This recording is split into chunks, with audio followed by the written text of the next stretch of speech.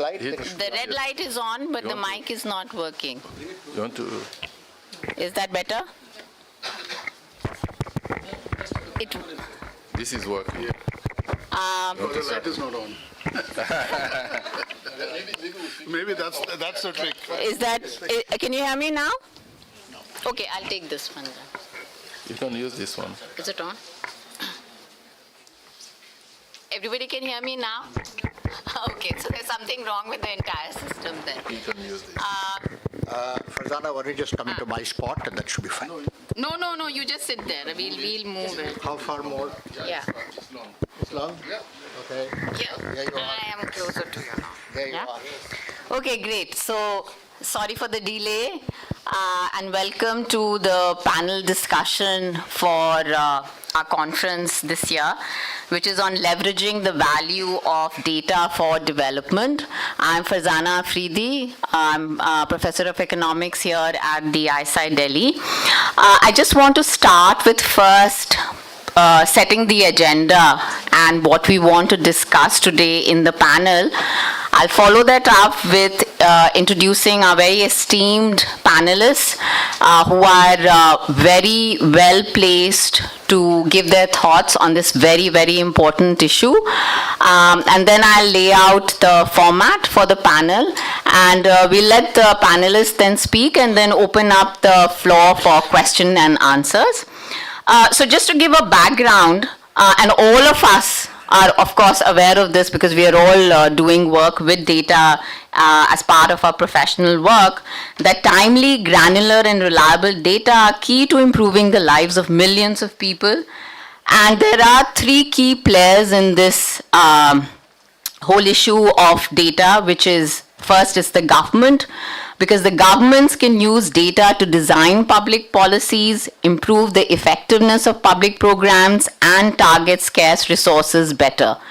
At the same time, the private sector can use data for more efficient investments, deciding business ventures that stimulate domestic economic activity and international trade.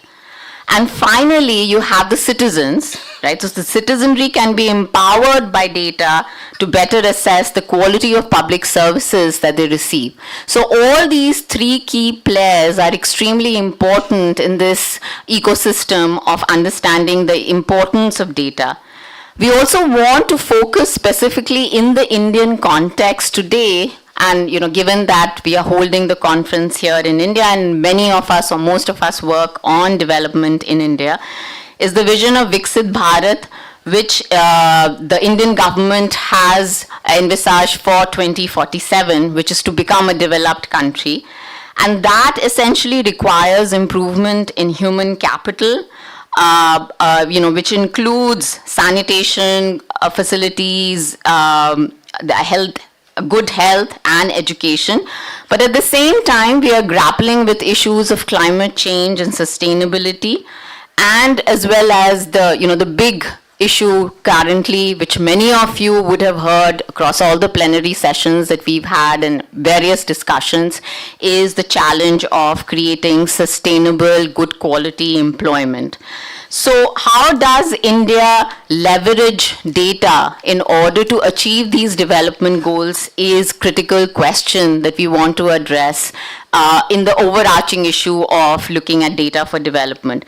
So what I'm hoping that the panel will discuss today in terms of role of data is three critical issues. One is advancing the objective of development in general, and the evolution of India's statistical system in generation, usage, and dissemination of relevant data to achieve these development goals.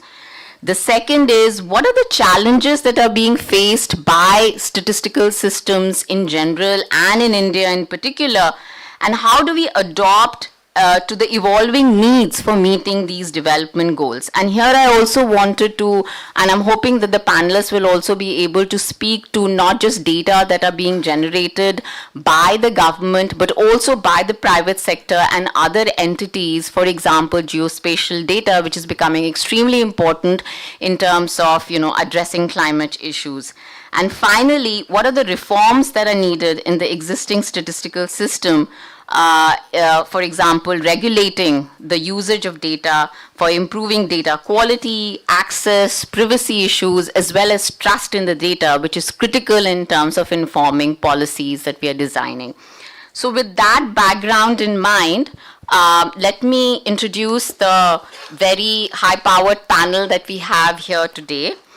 We have Dr. Saurabh Garg, who is Secretary, Ministry of Statistics and Program Implementation, and who would be at the forefront of the issues that are being faced today by India's statistical system. And we want to hear from him how our statistical system is is adopting certain transformative approaches. He's very well placed to give us a bird's eye view of the challenges that are faced by developing countries in harnessing data in order to alleviate poverty. Our third panelist is Dr. Rana Hassan, who is the regional lead economist for South Asia at the Asian Development Bank, and who has worked extensively with data that has been generated by MOSPI to look at firms' behavior and look at the labor market issues and trade in India. And of course, again, has a very good perspective on what the experiences of other countries in Asia have been and what is the learning we can have from there. Last but not the least is Dr. Partho Mukhopadhyay, who's senior fellow at the Center for Policy Research. And Dr. Mukhopadhyay has this amazing, work that he has done on urbanization, on migration, on sustainable transportation, housing, and civic services in our cities, and has advised governments over many years, particularly, in the challenge of urbanization in India. And I'm hoping that he'll be able to also speak to some of the issues related to sustainable urbanization and some of the work that he has done using very granular of question and answers. So we really want to keep a lot of time for Q&A. And just to let everyone know here that this is being live streamed on YouTube, just so that you're aware that there are people out there watching. Okay, so without much further ado, let me please invite Dr. Garg to please go on the podium. We have his presentation uploaded, and you have about, as I said, 12 to 13 minutes. Thank you. Thank you. Okay, let me just, first of all, I hope you can hear me. Yeah, okay. So, sorry that you'll have to crane your necks, but I'll try and first of all, thank you to Indian Statistical Institute for giving this opportunity. And I know some of the best researchers in India and abroad are here, so privileged to be able to speak to all of you. Yeah. So the context is obviously, as Professor Afridi mentioned, is Viksit Bharat. How do we ensure that we can utilize data more effectively to have better decision making as we go forward? Just to say where we have reached is we want to obviously have universal access to basic facilities, whether it's drinking water, clean fuel, sanitation, or electrification. And a lot of progress has been made.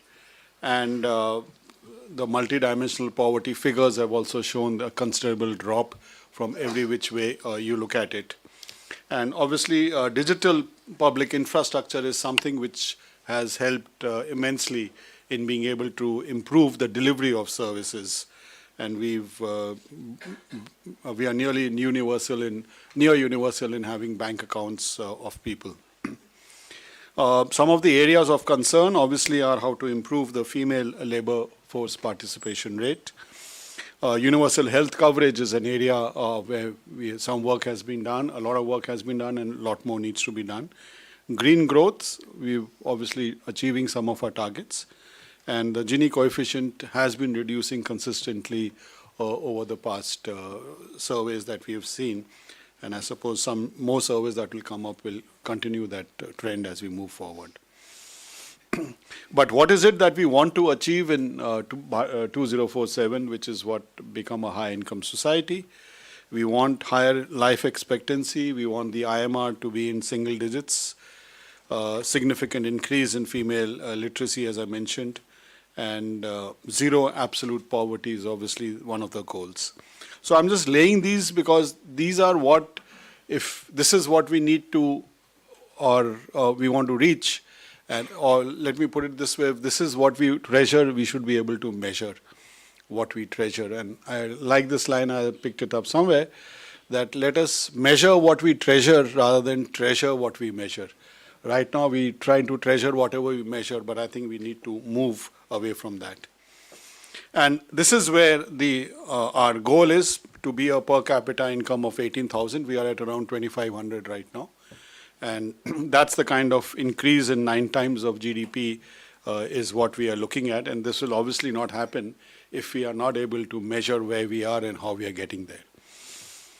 In this format in this framework is the National Statistical Office, which is,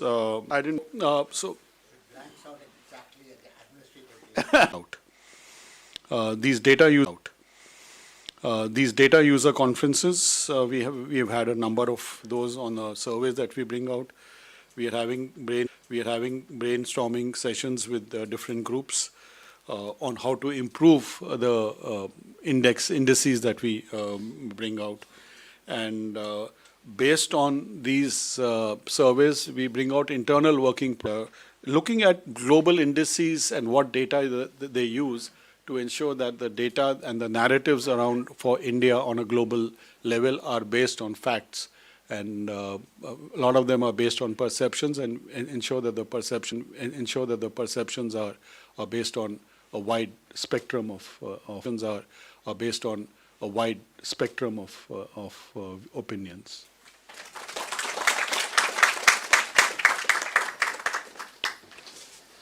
Dr. Kwame.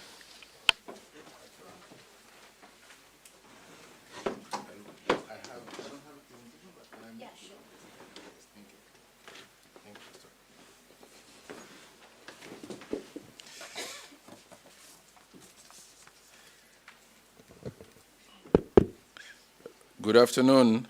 It's a pleasure to be here talking about a topic very close to my heart. Let me first moderator Farazana for laying out the framework. And I really like what you said earlier, which I will call the 3 Ps, the public sector, the private sector, and the people as really the users of data. And listening to Dr. Saurabh's presentation, it's clear that for India, data is gold. Data is going to be the gold mine that will be mined to achieve the 2047 goal. So we're here to talk about a topic that is really not trivial at all. The organizers expressed interest in our work in the World Bank on data as a concept of development. So I'll talk briefly about that, and then I'll talk about how we see the data work in India unfolding, and mentioning perhaps a bit some international experiences, and then I'll close by talking a bit about the World Bank. So I said data is gold, but this is news to me, certainly. But what is not news is that data is really very critical for development. At the World Bank, we're so aware of it that we have actually focused on data in many of our analytical work as well as project work. On the analytical side, there is something called the World Development Report, which we prepare every year. And every year we focus on a given topic. We have at least 2 WDR over the past 30 years, 20 to 3 decades that have focused squarely on data. And then we have many more that have also talked about the importance of data for specific topics. Let me share with you some thought on the 2 that really focused squarely on data. The first one was the 1999 WDR, which is called, the topic is knowledge for development. But we went back and forth between data and knowledge. in deciding what the title should be. The initial title actually was Data for Development. And then we realized, data is part of a bigger thing called knowledge.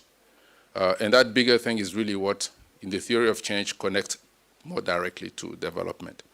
But data, together with news, that stock market use, for example, and data together with information that we read everywhere in the newspapers, and then traditional data as we all know it, when they're used properly, they really represent the most powerful input to policy making, as our moderator said.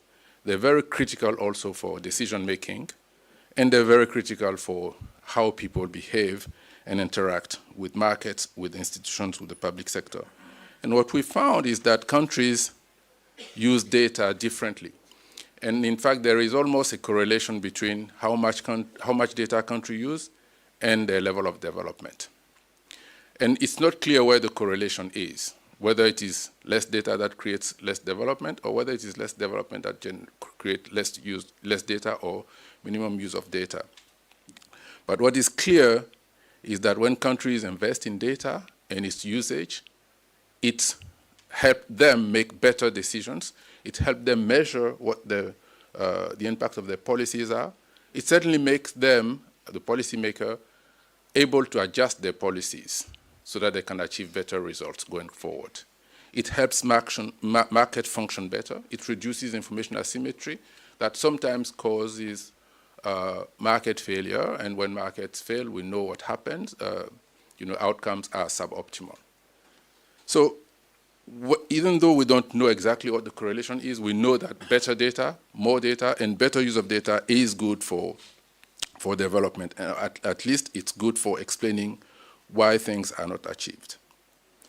What we also found out is that when countries have data, if they don't invest in technology to use it, the data becomes useless. So capability technology is also very important. The second report, which looked at data squarely, is more recent. It's the 2021 World Development Report, which is called Data for Better Lives. Now, why data for better lives? You'll think data is so, we don't eat data, right? So why data for better lives? Well, data for better lives because data affect actually what we eat and how we eat it and what the quality. It affects everything that affects our lives. And in that report, we in fact focused a bit more on how people use data. We moved a bit, we took it for granted that policymakers use data, markets use data, technology is important, but how people use data is also very important. How to strengthen people's ability to use data, how to strengthen the capacity of civil society or stakeholders to use data is very important. And how this data is generated through people's behavior, through surveys, is also becoming very, very critical. Now, we know that for India, a lot of progress has been made in data generation and data uses. Coming here, I learned from my colleague Shreyana that, in fact, Dr. Mahalabi, who is the founder of surveys, is actually the founder of this institution. It's quite fascinating. And for those of us sitting here in India, we took him for granted, but in the rest of the world, he's hugely respected. He's like the founder of statistics almost. I studied statistics, and it took me several years to realize that actually he was Indian. I thought perhaps he was British, the way he was taught to us. But he's really an asset for the world. And he has done a lot for all of us and for India.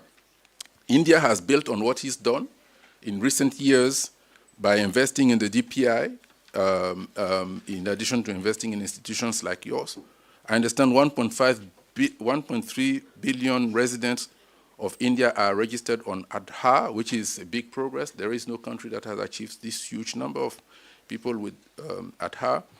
40 million MSMEs have been registered on the ODM portal. This is a huge number. 2.3 million companies are registered in the Ministry of Corporate Affairs. A large and growing pool of national and state infrastructure has been geo-referenced and put on a single platform through the PM Gati Shakti.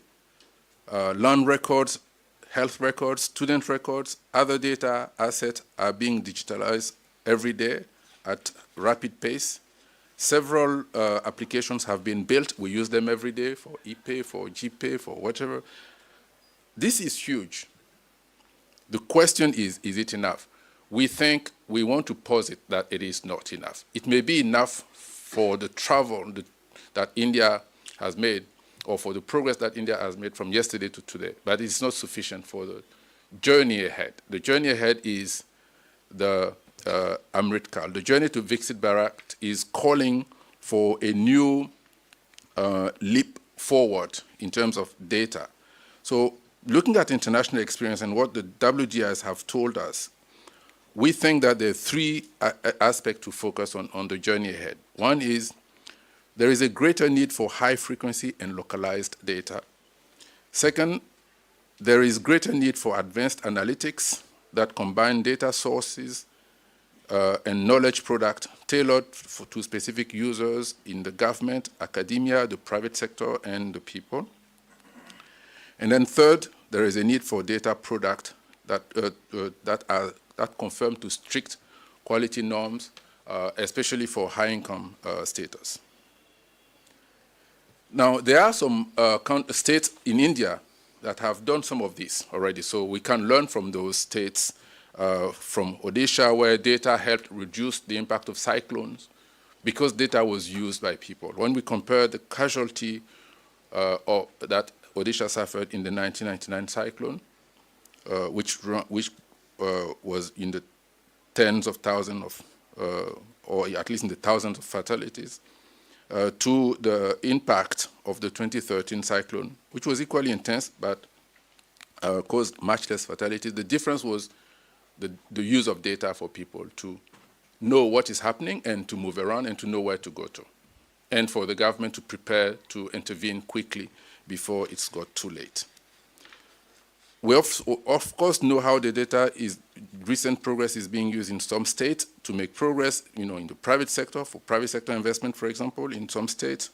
We know how mobile data is being used even for the low-income household, for the bottom 40, to create jobs, or to at least help people create jobs for themselves in the services sector. We may call it informal sector, but it's creating jobs for them, and some call it the gig economy. It doesn't matter, it creates jobs. So there is progress that is being made in India. We can build on that. The roadmap for going forward, and I'm speeding up now, realizing that I may not have much time left. The roadmap ahead is very simple. It has been laid out by MOSPI. I think what we would like to do in the World Bank is to support that. But I wanted to share with you that we're doing a lot of data work in other countries which we can build on and learn from. We're investing about 2.5 billion just on data work in 50 countries around the world.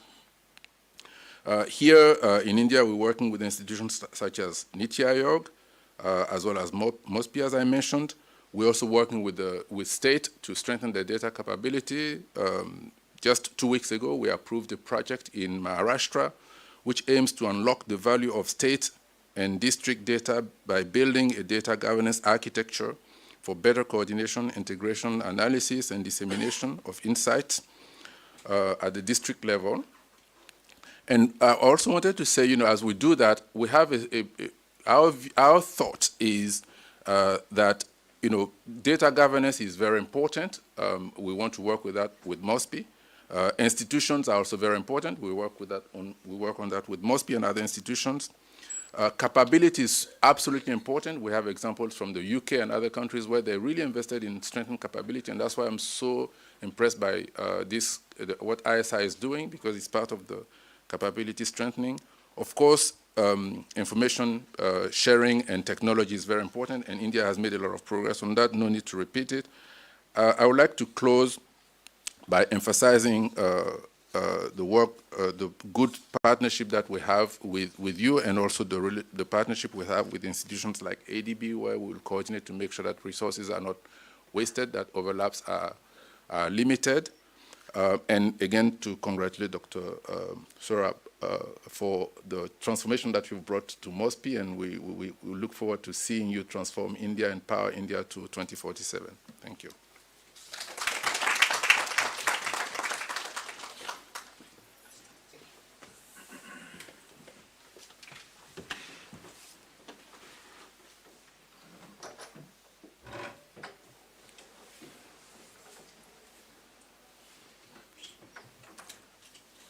So while we're setting up, let me just say that Farzana mentioned, that there was a delay, and I'm sorry, I was the cause of the delay.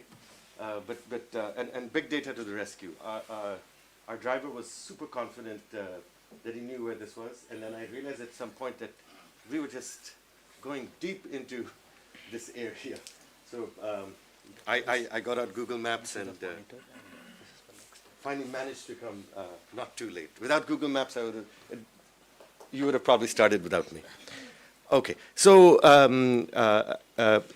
first of all, thank you, Farzana, for inviting me to be with this really excellent panel. I'm really a user of survey data, but I was asked to reflect on big data and also admin and data. So tried to put together a bunch of thoughts, and I have to say that I relied on one of our colleagues in Manila, who's actually, he was part of the Indian Statistical System at MOSPI. So first, just to start with this issue of the barriers to accessing administrative and private data, and I'll just give an official statistics perspective. Bunch of barriers are there. And I'm drawing now upon really the international experiences from NSOs. It's not just India. So first of all, there's this issue of the legal mandate, and what we notice is that some NSOs, they lack this explicit authority to access private sector data and utilize it in the production of official statistics. So that's clearly a problem that requires a legal solution. Then, of course, there's this whole issue of confidentiality. There might be all these different data sets from the private sector, from individuals, and there's a legal liability that can come up if you're sharing using this data without going through the protocols. Now, if these protocols are not set up, then it really creates uncertainty for NSOs. An example of this is, of course, in Europe, where they've got this GPDR. It's a very strong set of data protection laws.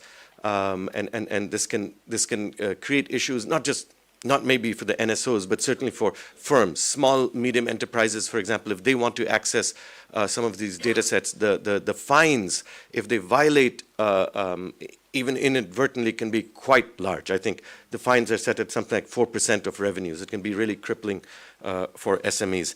Now, how do you get around these legal barriers? Obviously, one of the issues is put in place the appropriate legislations, but anonymization is really important. So there's this example of Eurostat, which was asked to really provide policymakers with information on tourism flows. Where are people going? Where are they traveling to? Where are they spending most of their time? And you can do that if you have access to mobile phone data, but privacy is the issue. And so there was this collaboration with one of the big operators and basically coming up with ways to anonymize the data.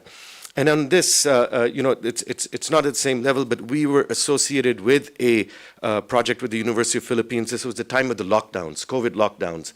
And Philippines had one of the harshest lockdowns.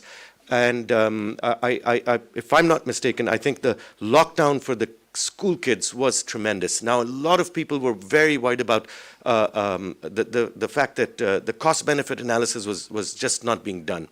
A very strong policy of zero tolerance for deaths from COVID was being applied without looking at mortality from other factors and other implications, including what would happen to school kids. And in this project, we really needed to understand, we had the data on COVID prevalence from different centers. What we didn't really understand is the flows. Now, of course, Google Mobility, Apple Mobility came in and they did a great service, but the government wanted much more granular data. And so it was basically the government tapped the two big providers of data. The University of Philippines Math and Computer Science Center got into the act, and then we brought some epidemiologists, number crunchers, etc. And I think that was a really good example of this collaboration. But at the same time, I have to tell you that that's when I realized that using mobile data, forget the access issues. It is a formidable task, technologically speaking. Just the volumes, sifting to this, analyzing this, all sorts of errors come in. the way they triangulate where the location is, quite formidable. But it's clearly something super important, and I think I know that at the University of Tokyo and some other places in Japan, they really have a huge program on just how do you actually make the use of mobile phone data, if you can get access to it, if the government can get access to it, just much easier and quicker for analytics. Okay, so just moving on, technical barriers. So part of what population subgroup is this representative over? And we have to be very careful about that. And unfortunately, many times, we get this admin data and we don't have the metadata for it. We don't really know precisely how is the data collected, what are the exact definitions being used, what population subgroup does this apply to. So I think we really need much better metadata to be able to understand what it is that we're analyzing. Standardization, similar thing. You're combining different data sets, different companies are collecting some data set. What are the different definitions, the formats of the data sets? All these things create issues. Then there's, of course, just storage and processing. In the example that I gave you on the University of Philippines Computer Science Center, even they were having difficulty handling the kind of volumes that the mobile phone companies were providing them. So this is even large institutions have problem, and we have seen definitely in our region, some of the NSOs, National Statistics Offices, just don't have that infrastructure. Now, just coming to a successful example that we've been associated with, there was FAO and Google Earth Engine partnering on just improving agricultural statistics. So this is where then ADB also came in, and I learned about crop cutting surveys. I had no idea about it before, and then realized, wow, this is a very complicated process. What was done together with the FAO and these ministries of agriculture and the NSOs and Lao in Philippines, Thailand, Vietnam, was to really see how do we use satellite imagery to look at how much of the fields are being sown with rice, and then on the basis of things like the temperature and rainfall, etc., can you start predicting how much rice you're going to get out? And again, one thing I have to tell you is that I didn't work on this. One of my colleagues was working on this. Really formidable. The amount of technical, just these satellite images. Some of us, I'm definitely guilty of this. We just take some night lights data, start analyzing it. But this is, the satellite camera lenses, how they differ over time, etc. So many different issues are here. And so a lot of, working out technical details is there, and a lot of capacity building. But I think, ultimately it is worth it, but I think we have to be realistic about how soon, these things can come in and start supplanting, let's say, our standard way of doing things, which, for example, have been using cross-cutting, the crop cutting surveys, etc. Organizational issues, resources, NSOs, I think this, I don't know that much about the OECD, but this really seems to be a problem everywhere in the developing world. The NSOs just need so much more data. August was so correctly talking about how critical data is for development, and yet somehow the ministries of statistics tend to get underfunded, and this is something. And then Dr. Garg will know much more about India. I wouldn't even try to hazard a guess, but I can just tell you that for the Southeast Asian region, where I used to represent ADB's, the statistics capacity building program, I can tell you, really, it was an issue, the underfunding. And I have to say that, I know I'm on YouTube, but I'm quoting national statistics offices from the region. And they were really unhappy with the SDGs. And this was a meeting at the UN, and the statisticians were saying, you are just, you've got now a wish list of 215 indicators. And somebody then was hired to do a costing of how much it would cost. And the cost was coming to something like $215 billion. And when the NSOs got together and they presented this, it was really nice. They also showed how much all of us were giving in statistical capacity building support. And I can assure you, it was absolutely a minuscule fraction of what they needed.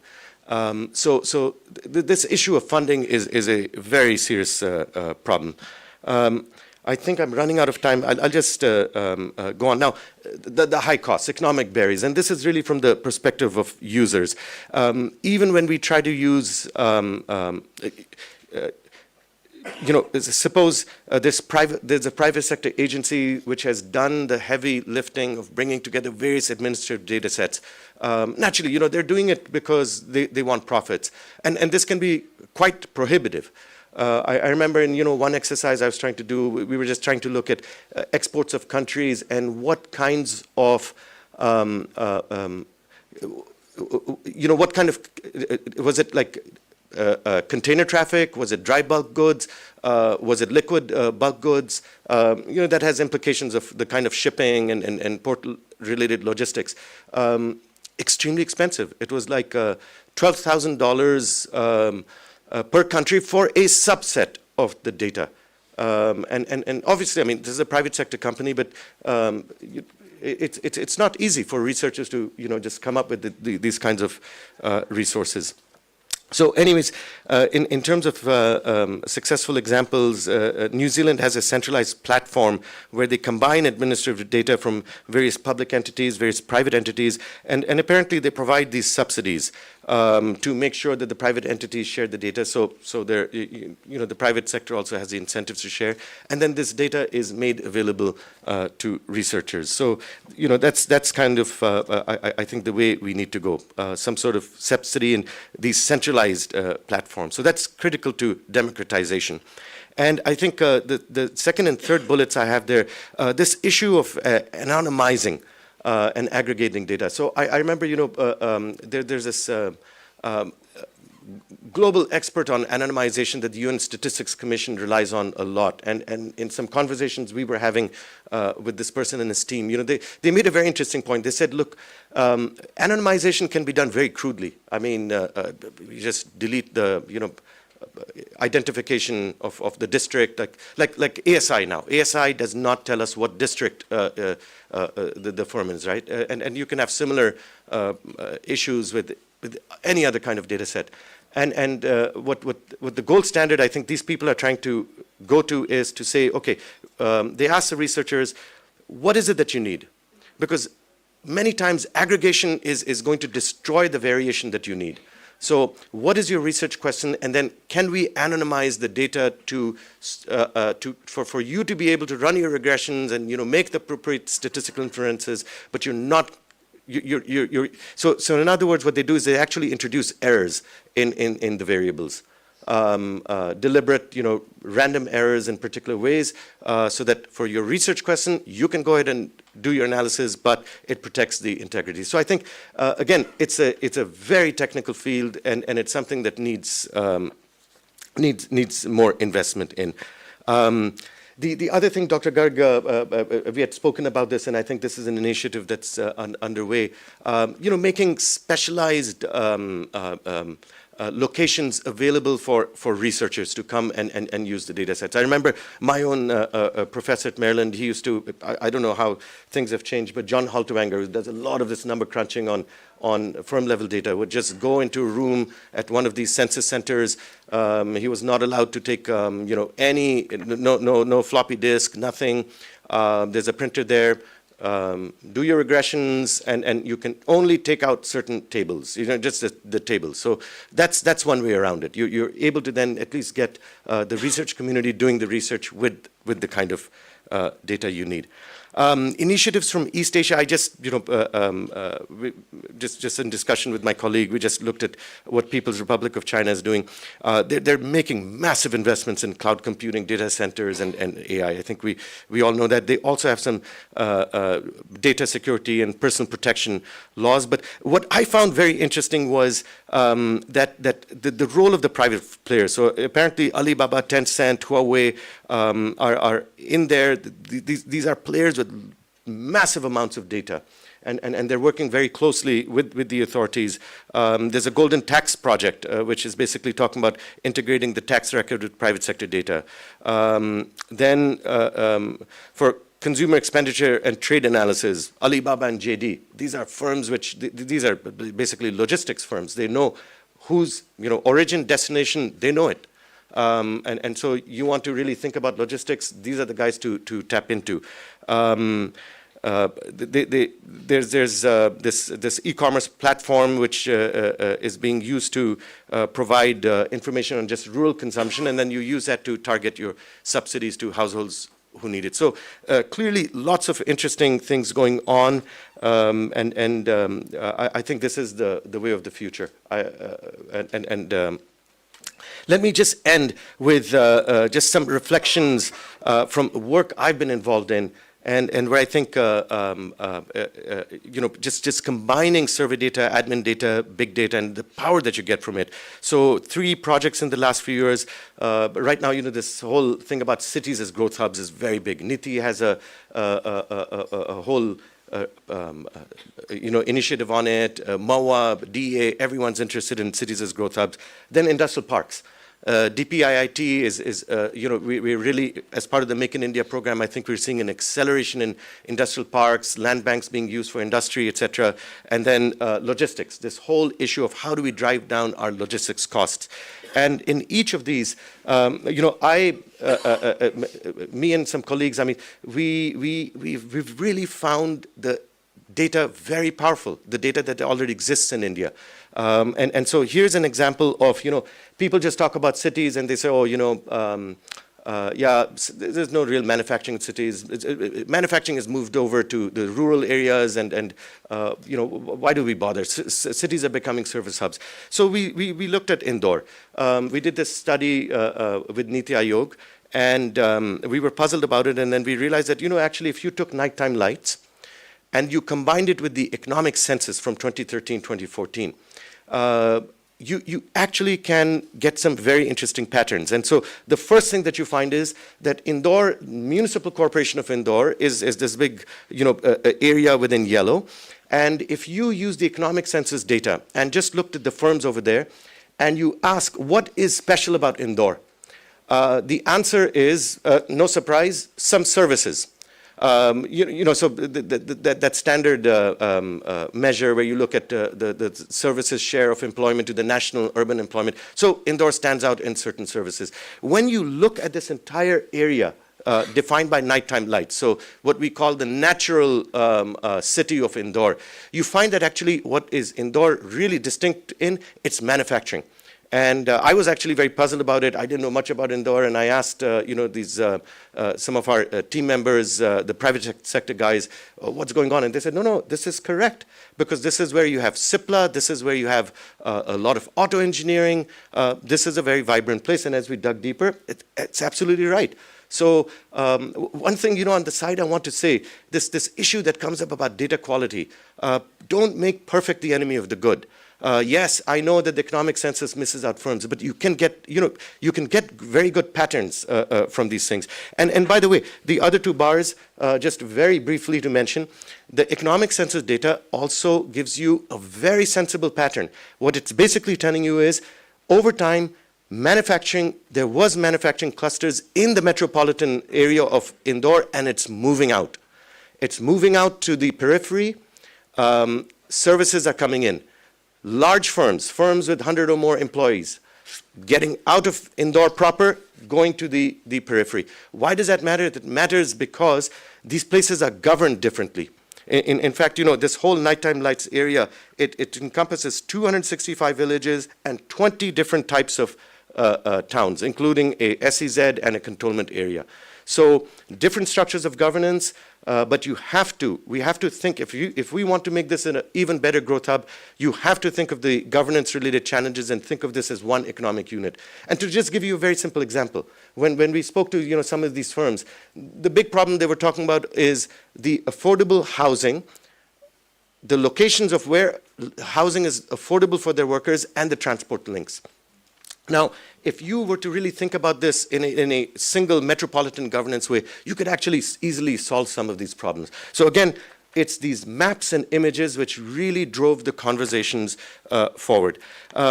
Second thing, industrial parks. There's a great administrative data set, India Industrial Land Bank database, and it's got 4,000 industrial parks. The locations are given. You can do interesting things like even figure out the size. And when you see, this is the size distribution, you compare it to Chinese industrial parks, our industrial parks are really, really small. So if you're worried about, are we going to get scale economies? Probably not, these parks are too small. It's a very important policy question comes up. What's been happening over time? Again, you can look at the data over time and you find that there's an acceleration of industrial parks post-2005. Now, I want to stop here and just mention one thing. One of the issues, the challenges we had with this admin data was age. A lot of the industrial parks don't have an age. And it's really interesting that yesterday Partho and I were exchanging some emails and we found that there's a former student of Indian Statistical Institute who's at MIT right now, and she's done a job market paper. And she has gone to all of these 4,000 parks, and she's been able to use all sorts of stuff and get the age of these parks. And she's done some really interesting analysis, which is basically showing that where an industrial park comes up, municipalities around that industrial park actually see something like I can't remember the numbers, it's staggeringly high structural transformation. So the move from farm to non-farm employment. So in other words, this is a big driver of structural transformation. And of course, being a student of ISI, I mean, she's controlling for everything you can possibly think of, combining various types of administrative data sets, survey data sets. So that's the kind of work I think that's great. Final slide. Big issue for policymakers is logistics. Bringing down logistics and also the exports. How do you get exports? How do you fill in the gaps for logistics for exporters? And here, a challenge we faced is, well, I can't begin to think about the logistics infrastructure you need until I know what the exporters are producing and where they're located. You can ramp up Jamnagar's exports of petroleum products. But suppose you got exports from Tamil Nadu's Foxconn factories or the Adidas factories that are coming up. That has very different implications for your logistics infrastructure. The difficulty is we don't have good information on the location of exporters. Now, what we found is, we were trying to get GST data because we were told that GST data, e-way bills, etc., you use all that together plus DGCIS data and you can start to piece together where the locations are. But then we said, you know what, let's look at ASI data. And in fact, ASI data does have information on whether you export or not. It captures about 20% of manufactured exports, but that's okay because ASI is a particular type, right? It's registered firms so maybe it's not such an issue. More importantly, what we realized is that if you look at just the pattern of data from ASI on exports, this is what you get. And it's very sensible. So we've shown this to people from some of these chambers of commerce, and they say this is perfect. This is where your exports are taking place from. So once again, let's not make perfect of the enemy good. This is not to say let's not improve the quality of the survey data set, but we've got to use what we have while we continue to improve on the statistics. One last point: age. Again, the economic census is for EC8 is going to start. We have really found the age data very useful, but the EC data has age. For the 2013, EC6 didn't have the age information. And that age information is really interesting. Some work we did, part of the cities as growth hubs stuff, it basically shows us that locations which have a higher share of employment in firms with less than 5 years of age are the cities which are growing faster. Now, you can say, is this causal? Is this a correlation? That's all okay, but it's a very good statistic, and it tells you that we really need to be thinking about our young. Good, thank you. So thank you to the conference organizers for having me. I'm not sure what I'm doing here, but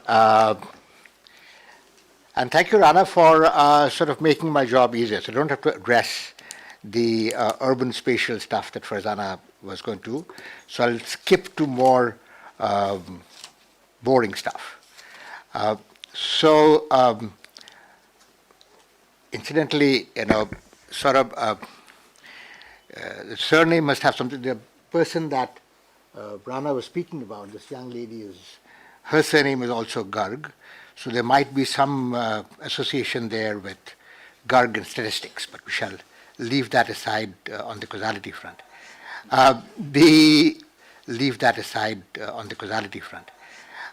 The core issue, so this government has essentially, you'll notice something called the open data policy. There's an opendata.gov, and which is what the secretary mentioned, 4.1 million, I think you said, data sets which are online.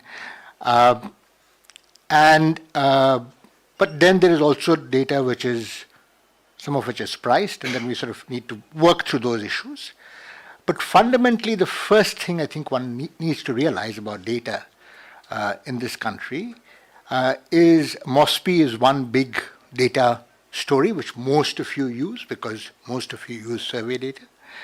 But there is, we referred to the NRAGS data, that's the Ministry of Rural Development, the MCA data, which changed the entire way in which GDP is calculated in this country and resulted in this very sort of contested change when the basis changed from 2004-5 to 2011-12. That's by the Ministry of Corporate Affairs. The data that Rana was looking for as to where are the exporters coming from, technically can be inferred if everybody fills out their forms correctly from the DGCIS data, which is maintained by the Ministry of Commerce. You want to learn about health, one of the major things that you want to do for Viksit Bharat. And now with PMJAY, Universal Health IDs, electronic health records, in some time it will be not the Ministry of Health, possibly, which administers the PMJAY, but also enormously various state health departments. And so Andhra Pradesh is one where there's been extensive use of electronic health records. Then you have the fun stuff. Rana spoke about the economic census, and then there is the actual census for which, like Godo, we have all been waiting. So the next one, I'll come to the skipping numbers in a minute, but there is the economic census. Naturally, it has certain settlement categories, it has certain settlement IDs. If you now want to match economic census settlements and Census of India settlements, they're actually at the same granular level, right? But they don't have the same codes.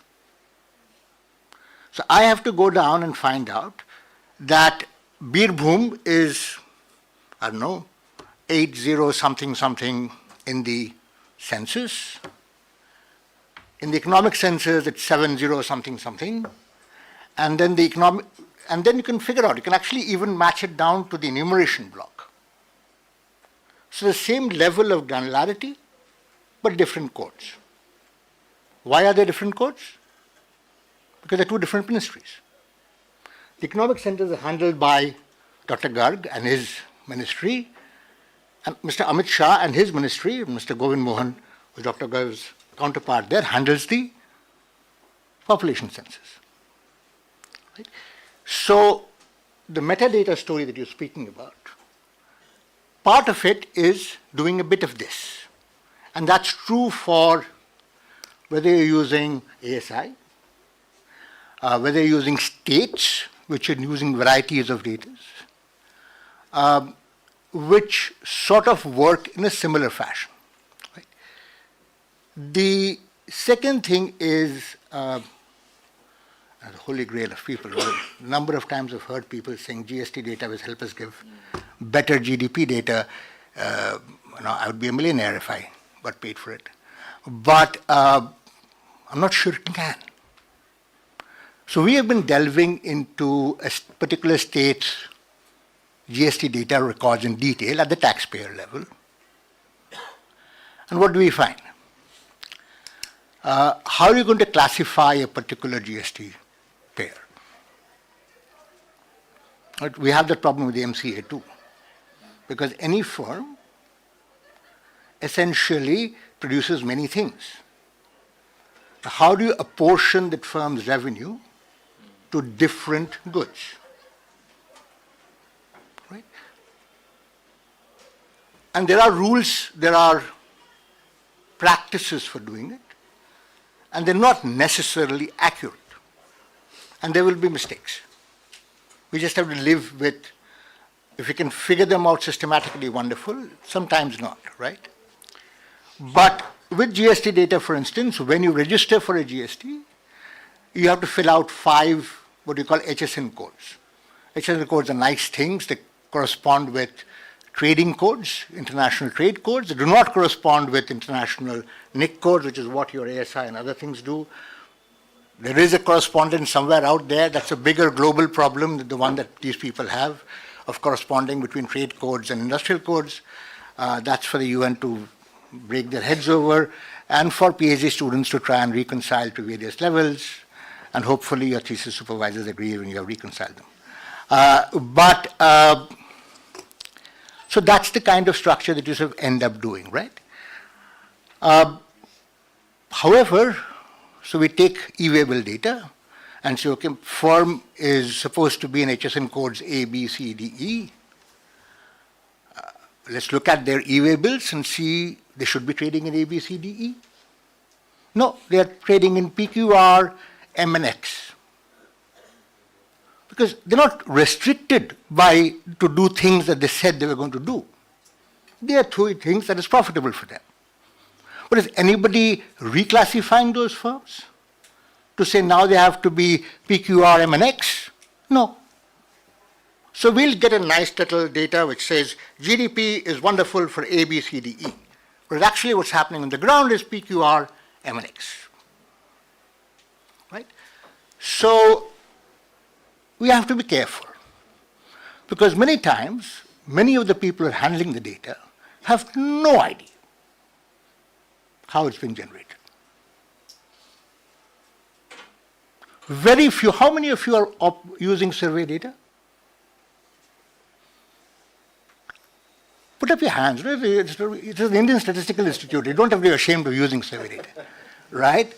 How many of you have conducted a field survey yourself, administered a CAPI questionnaire?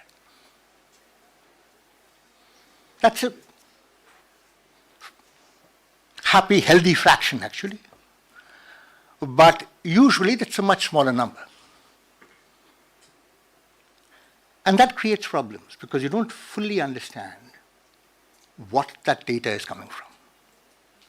Right? So that's one of the issues that we need to worry about. It's going to be very important because in order to reduce the burden on the respondent, a very laudable goal, the MOSPI decided to have these 3 visits. However, as Rana told you, the MOSPI is a very poor ministry. So they didn't have enough people to send around 3 times.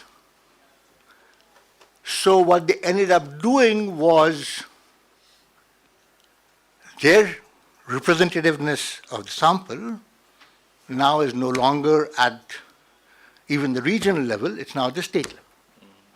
And you are now dependent, as Dr. Garg told you, for the states to integrate their surveys with MOSPI to generate information at the district level, reasonably statistically valid information at the district level. The states are even more nasty to the statistics department than the union government is, right?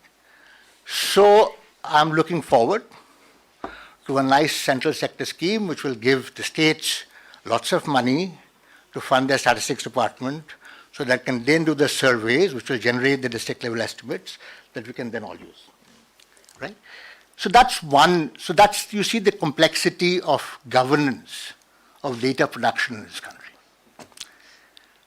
The second thing is, from time to time, government decides to, and this is the tension with administrative and survey data, but from time to time the government decides to say, this particular survey was really bad.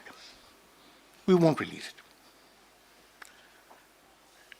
perfectly sensible thing to do. It's like not putting out a product which is of bad quality into the market. The problem is they don't quite tell you why the product quality is bad. And that creates all kinds of weird conspiracy theories in the system. Right? So transparency, which is one of the things that Farzana spoke about, leads to reliability. If I want to believe what's coming out, I need to be assured that, yes, you are exercising your quality control function in a reasonable manner. You threw out this stuff because it wasn't good because of reasons A, B, C, D, E. And this other stuff that's coming in is fine because it passes validation checks, E, F, Y, and Z, right? And to that extent, sort of what the government is doing in putting out more of the data more frequently, I think is a good thing, because then all of you can start using it and figuring out whether or not stuff works with each other, right? So that's the first transparency thing. The second kind of tension happens when administrative data and survey data come into conversation with each other. And sometimes that conversation can get very acrimonious. No, just like you see in Parliament with parties yelling at each other, the same thing happens with admin data and survey data. So I was chair of the 76th working group, which is the Drinking Water and Sanitation Survey. And we thought we came out, the numbers when they came out, were actually, I thought, showed incredible improvement in statistics and coverage. And this was subsequent to the government's strong push on sanitation. The government, unfortunately, had numbers which showed an even better push. And then there was a lot of back and forth as to whether or not respondents were underreporting because they were gaming the system, etc., all of which may have been true. As I said, it all depends on whether you're in the field. But fundamentally, it just creates tension between two sets of data, and one which the MOSPI releases, which the methodology is clear, the other for admin, where the methodology is usually less clear. So one of the ways as we move forward and get more admin data into the system is, one, to have similar metadata, but also to have similar standards of release of methodology to ensure that this conversation takes place in a slightly more informed fashion rather than just finger pointing. Right? Because if finger pointing helps nobody. Because then people just walk away with the number that they like. Right? I might think my number is better than your number, so that's perfectly fine. So that's the second kind of stuff that happens, right? The third thing that sort of I want to talk about a little bit is the whole issue of data that's generated by non-government actors. And there are two types, broadly speaking. I mean, after the lecture, you'll tell me, or even during the question and answer, you'll tell me all kinds of mistakes in what I'm saying. But the two types are, one, you're familiar, for those of you who work on India, with two broad surveys, which is the IHTS and the NFHS. And those are technically both sort of non-government. Right? Done by two respected institutions, the IHTS especially, because it's a panel, it's something that it's hard to do and not done by any government. They tried with the PLFS. I'm looking forward to Dr. Garg telling us how, as you increase the frequency of the PLFS, how the panel quasi-panel structure would sort of remain or not remain. But so it's a hard thing to do. As I told you, the poorly resourced government to go back to pieces is hard. So how does one integrate and converse with and make such surveys done? These are large surveys. And then there is the third survey, for example, which the government is constantly in conversation with, an acrimonious conversation with, which is the CMIE, which does a consumer survey, which sort of turns out stuff, seems to be doing stuff which is turning out all kinds of weird data. So how do you get them to start having a conversation at the same level as with other kinds of survey data? So I can look at a consumption number from a CMI story, I can look at a consumption number from an SS story and make them at least broadly comparable, right? The second kind of private stuff comes from what Rana showed you in that long slide on China, where Amazon knows exactly what everybody is consuming, at least. It's interesting. I would love to see what their function by user is. You know, it'll give you a good example of what consumption inequality is in this country. And similarly, you have Facebook, which we used, especially during COVID, but it's important for a lot of people. Samuel Benjamin just recently did a thesis which shows you mobility. But heck, most young people are no longer using Facebook. So I don't know what that story is. And so therefore there are those things that you need to keep worrying about, right? And then there is, of course, mobile phone data, which sort of has been used in many ways and many factors going forward, right? So an architecture that brings those kinds of things into play, and how does one encourage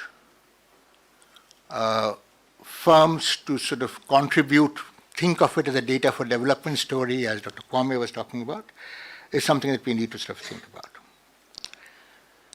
States is the final thing that I'd like to sort of say, because a lot of it that we're talking about so far is data for research. But one of the things that was mentioned briefly by Rana was agriculture and remote sensing.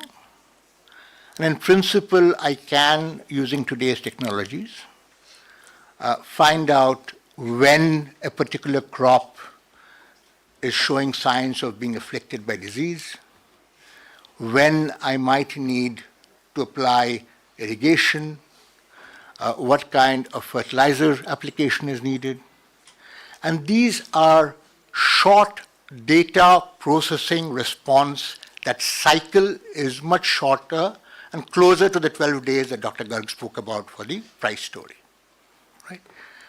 You can't, in principle, you can have some omniscient central war room sitting in some, right next to my institute, there's like a building being built with 5 floors below and 5 floors above. I don't know what that building is going to be, but you could possibly locate one such major war room there and send out text messages to every farmer in the country saying this is what you should be doing because this is what we are seeing on your plot, seeing here. It's technically possible, right? Use AI, it's even more possible. But in most cases, it will usually be done, hopefully, by someone who is closer in agricultural extension framework that is locally based. We have 2 problems. We don't have an agricultural extension framework. It's died a slow death over the last 20 years. And whatever is left has no idea what remote sensing is. So how do you work on that part of the story? So enhancing capacity for data, which what Dr. Kwame spoke about quite a bit, is the other big challenge if you want to get the full benefit of this stuff going forward. Thank you.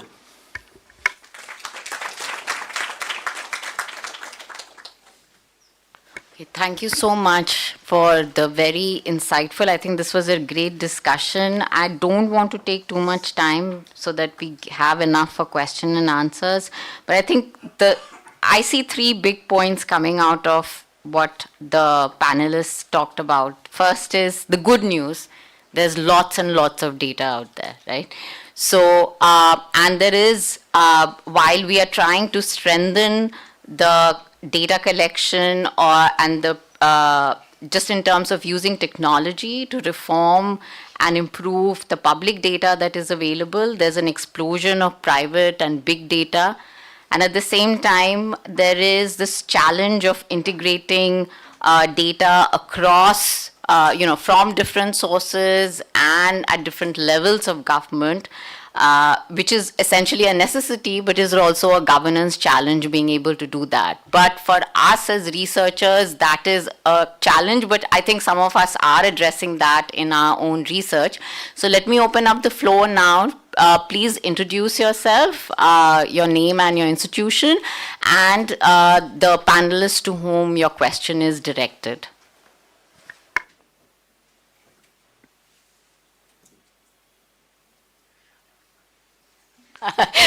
Okay. Parth is saying that we've shut everybody up. But I think you guys have, the questions are probably so intense that, or, you're trying to process how to ask that and frame it. Ask Dr. Garg. Okay, yes, let's do that. Sure. So one of the things, Dr. Garg, is to just give us a sense of two kinds of things. One, I'd love to know more about the metadata story, about how one is thinking about getting that structure, but also the frequency story. A lot of the thing that you put out is annual now coming up that you're basically saying. The consumption survey yet, as of now, to the best of my knowledge, is not planned to be annual. And do we have a story around that as just resources? And eventually, if you did get those resources from the finance minister, you would be actually doing that also annually? Or is there a sort of more structural and a statistical reason why you don't want to do it? So I hope I'm audible. So number one, I want to mention, because on the... No? Yeah? Okay. Thank you. So one thing which Partha, which I just want to say is that funding is really not a problem. So, our funding is that we have budgets for us is not a problem. I'm not committing on behalf of the states, but I really don't think that funding is really the problem. The issue is being able to find out for what exactly you need the funds, or where you need to spend those funds. And let me just, and before I come to the specific issue, two things. One, we already have a central scheme for strengthening of the state statistical system. So we already have, and we are funding, and that's the scheme where we are increasing the funds availability, and let's see how that goes. And regarding the frequency of the estimates, I think you must be aware that PLFS, we are going monthly from January. So the January estimates will come out before the end of February. And up till now, urban was quarterly and rural was annual. So we are going on both will be monthly, and we have increased the sample size to take care of that. The second consumption expenditure survey, as per our advanced release calendar, it should be out before the end of this year. We have another 10 days or whatever. It will be out before that in any case. The issue is whether should the consumption expenditure survey become more frequent. You are saying whether it should become annual. We've looked at it internationally also. Some countries have it, most countries don't, because consumptions don't really change so fast within a year. So whether it should be 3 years, 5 years, that's something that we are looking at, what should be the frequency, because the consumption expenditure survey frequency also determines then how often you would revise the base years for national accounts, for consumer price inflation, and they are linked to that also. So that's another set of activities that we are separately looking at. The issue remains that we are reworking the base years for the CPI, for the IIP and the GDP accounts. And as per the present commitments, within the next 12 to 18 months, we should have that in place. After that, how frequently we need to do that, that's the work in progress that is going on. Also, on the district level estimates, whatever surveys we do from January 2025 onwards, the sample sizes have been expanded or made representative so that we can get district level estimates. The only thing that we want to do is that we want to publish the national and state level estimates, and we want the states to publish the district level. There should be greater ownership, and because the district level estimates that we will be doing will have a thinner sample at the district level, the standard error will be higher. So what we are speaking to states, and most states are agreeable to that, that they will add on or top up their additional survey so that the standard errors at the district level are also at the same levels elsewhere. Let's see how that work goes on, and in the next 3 to 6 months we should have a better sense of that. I think the one thing which I must say, that the realization that data is important, I think, which is what all the panelists have mentioned, that realization is there across the system, across not only the central government but also across the state governments. So I think that's the first step towards ensuring that a lot of the reforms get implemented. And the second aspect is obviously getting to doing the nuts and bolts, and I think that's what we are now working on, and I'm confident that we will be able to achieve what we are trying to do.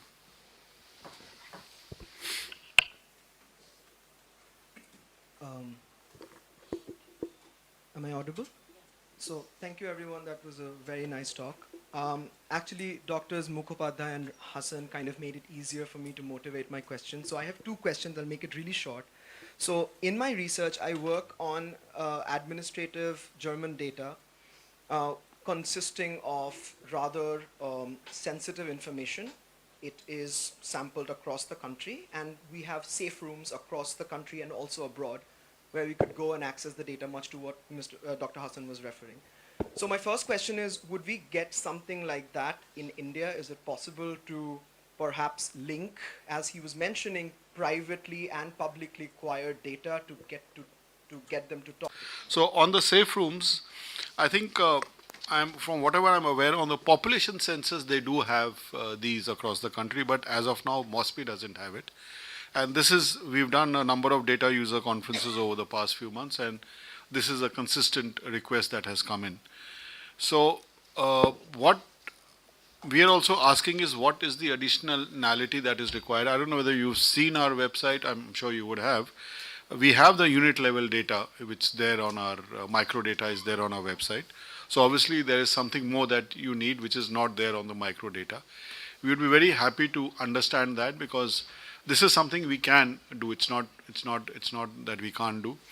Institutions like ISI, or we can identify 4 or 5 across the country and identify. And this is something that is there on our agenda right now, since other priority items are there, so we are working on that, but would be happy to get feedback to for us to understand what exactly is the additionality that is required, which is not there in the microdata portal. But it is doable, because on the population census it's already there. The AI story is happening quickly, because that would sort of address a little bit of that question. Yeah. So the second part is, see, there are 3 websites right now operating which really have the basic government data. There is our website, which is the e-Sankhiki, which has a lot of data. The second is the Ministry of Electronics and Information Technologies, data.gov.in, which has a lot of data. And the third is Niti Aayog's NDAP, the National Data Analytics Platform. These 3 websites, or these 3 portals, have a majority of the data which is there to be found in various different departments. In our website, we have data from 1950 onwards, since the start of the sample surveys. I'm not too sure on the population census, but I can work with them or check with them, and I'm sure there should not be any problem of getting the population census data if it's not already there. What we are now working on is, through APIs, ensure that the admin data comes on. We've started with 1 or 2 of the series, and that's what we are working. And before we are able to do that, we need to have the national metadata standards which are common, and that's what we have put out, that the national metadata standard that all ministries have to follow. They will continue to house it, but API access is what we are hoping to get. Regarding linking of private data, I think that's the next step. That's also linked to which I think was mentioned, that a lot of the big data that we talk, we have to find use cases for it. So you have mobile data, but what exactly is the use case that you have, and then work backwards and on the anonymization. And fortunately, broad framework we already have. The Official Statistics Act, which is our act, gives us the authority to seek any data that we want. The Personal Data Protection Act, which has already come out, the rules are worked out, that gives the anonymization mechanism. The Aadhaar Act has its own privacy sections in any case. So I think we are now working on, starting to work on looking at what kind of private sector data that we have, and I think Rana's presentation was very good in that respect. That gives us insights. I think the kind of work that is done, that's the next step of work we would be commencing on. I think there's some questions from room number 13. Yes, there are some questions. Yeah. Hello, I'm Porimal Bak from National University of Singapore. I myself work on applied issues like dowry violence, tax evasion, and environment.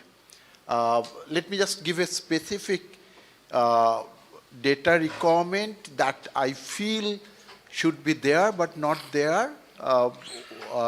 Is for example, take dowry violence. We see from INRCB source the summary statistic of the number of dowry deaths or complaints and things like that. But that's very small information for researchers to really work on the problem of dowry violence. What amount of dowry was exchanged, what led to the dowry deaths, from what income class this problem arises, how the government or the law enforcement is dealing with these cases. Because if as citizens we have no information about how the government is or the law enforcement is dealing with these cases or the severity of the cases, the public in general are not sure that complaints about dowry violence is really going to be addressed by the law enforcement authorities.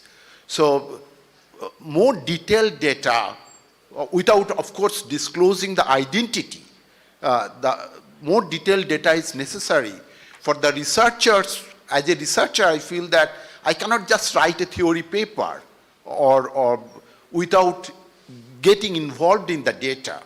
And the empirical researchers who have worked on this, they rely mostly on survey data. One prominent researcher from this country has worked on dowry violence. That has been quite some time back. That was on survey data. No other, the topic is very relevant. People have been working, academic communities taking the project seriously, various researchers, but data is lacking. And it's not only for researchers. I think this will make the law enforcement much more effective to publish the data, and government will have the data. So I wonder why the lack of data is there. I mean, there should be more transparency or publication of this data. And this is just an example. Similarly, tax enforcement, how much evasion happens, from what income class, how the auditing is done. I'm not saying that how the auditing is done has to be disclosed, but at least some information about the tax evasion. Likewise, the mitigation plans and things like that. Anyway, maybe I talked too long. Thanks. Yeah, we'll let the panelists respond to that question. So, Dr. Garg, do you want to take a stab first at answering that? All I can say is that the National Crime Records Bureau publishes crime records data. I mean, there will have to be a certain level of aggregation of this data, granular data or anything which identifies, it has to be anonymized. So I don't really know what, the level that is required is published at different, the income tax authorities publish the data on taxation, etc. So I suppose, obviously, if there are individual requirements of granularity, I don't know whether they can be addressed at a broader level. So I'll leave it at that. Hi, Parimal. On the first question, I know that there are people at the IIT in Delhi who have been working on traffic safety. And therefore, what has happened now is that in a number of, I think in all states, I'm not sure of the completeness of that thing, the FIRs are online and you can basically scrape them. And so if you know which sections of the, sorry, not the IPC now, the BNS, that you are now sort of interested in, then you could actually sort of, it's a little tedious, it could perhaps be made easier, but that's one possibility in terms of being able, so the data is in sort of the public domain, but it's not perhaps as easily compiled. You only sort of will get an actual number quite a few years down the line because it'll go through the process. But you might want to get in touch with Dr. Ravindra Dholakia, who was, I think he may still be the member on the RBI board, but former professor at IIM Ahmedabad, who recently, when I was presenting estimates of about how much, what percentage of the income groups sort of evade taxes.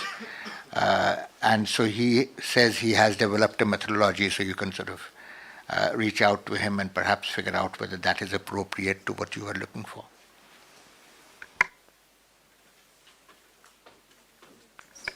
Are there any questions from room number 14? No. Okay, there's a question here. We'll take just two more questions and then wrap up. Yeah. Hi, I'm Nishtha. I am from New York University, Abu Dhabi. I wanted to know if there is any scope for including, especially for the micro-level data collection exercise that happens, including an economic preferences and values module, so that we also have some measure of like for behavioral economists, we get some measures of economic preferences, because the global surveys that do it, I think, are doing a relatively bad job at measuring the economic preferences of India, which is a very heterogeneous country, and sampling 1,000 people randomly from the country cannot really tell us much about the risk preferences or time preferences. So like measuring risk preferences or time preferences and using experimentally validated questions and including those in the data collection efforts that happen in India, is that something that can be done, and are there ways to include such modules in? So I don't know. I mean, all I can say is that, as I mentioned in my presentation, we do different surveys, and there's a national sample survey which does it on different topics, and those topics keep changing from year to year. Most of the questions or the topics that we include are done after due piloting, and there's committees that we set, and they look at the questions, and so, and I can't say specifically to what you are referring to, but we do seek suggestions on what are the issues that require, but obviously our surveys are done keeping in view what is the national priorities. It may not necessarily be the research priorities. So there could be differences in that, but feel free to give suggestions on what you think is a requirement, and I can just keep it at that. I don't know whether Rana might like to add something. Just that the adding questions. It's a very complicated thing, and the more complex your question, like if you're trying to understand risk preferences and all, I think maybe I would say a more targeted survey smaller controlled environment, or would be better. I myself have seen a situation, again, this is not an India story, but elsewhere in our East Asia region, where sometimes some donor will come in and they have a question to ask, and they convince the statistical authority to just introduce that question. I've actually dealt with some of these surveys, which it really is very disruptive actually sometimes. Just adding in a particular type of question, you crowd out something else, or you expand on the household respondent fatigue, or the fatigue of the enumerator. So one has to be really very careful in introducing. What you could two issues. One, of course, is a CAMS, the modular survey, which does interesting things. But more importantly, and just as Rana mentioned, there are, as I said now, survey organizations which do quite large surveys in India, and therefore working with them to think through that story might be a more effective way of going forward. The way the sample survey works is that the questionnaire is finalized as part of that working group meetings. And I think there is a case to be made for making those working groups meetings perhaps more broader. There's a pretty wide group of stakeholders, but it could be broader. And perhaps, as Dr. Garg mentioned, seek questions from the broader audience coming in, right? So that is one, I think, that could be a process thing that one could be looked at as one looks at the future surveys going forward. There's also one other thing that perhaps we could address, I don't know, is how we get uniform spatial. The spatial part of most of our surveys is actually quite weak at this point in time. And one needs to think a little bit more about how to address that part of the story going forward, because that preference story would depend a lot on that. Okay, I think there's one last question that we'll take. Ashish Day, I'm an associate professor at Warwick University. I know the MOSPI is not in charge of census, Home Office, Home Department. Just do you have any idea when we will get the next census information out? Correctly said, I don't deal with that.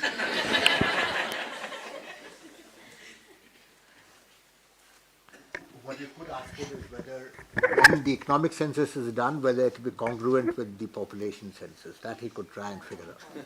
That's. You said that's the last question. Okay. Okay, thank you so much. I want to thank each one of the panelists for the very thoughtful, points that they have given us today, and for taking the time out to be here, and for each one of you for being here and asking the questions that you asked. Please feel free to continue to bug the panelists if you didn't want to ask anything which is going to come up on YouTube, and they may not have felt comfortable with answering. But if they are still here and you find them, please feel free to talk to them. Thank you so much. Thank you.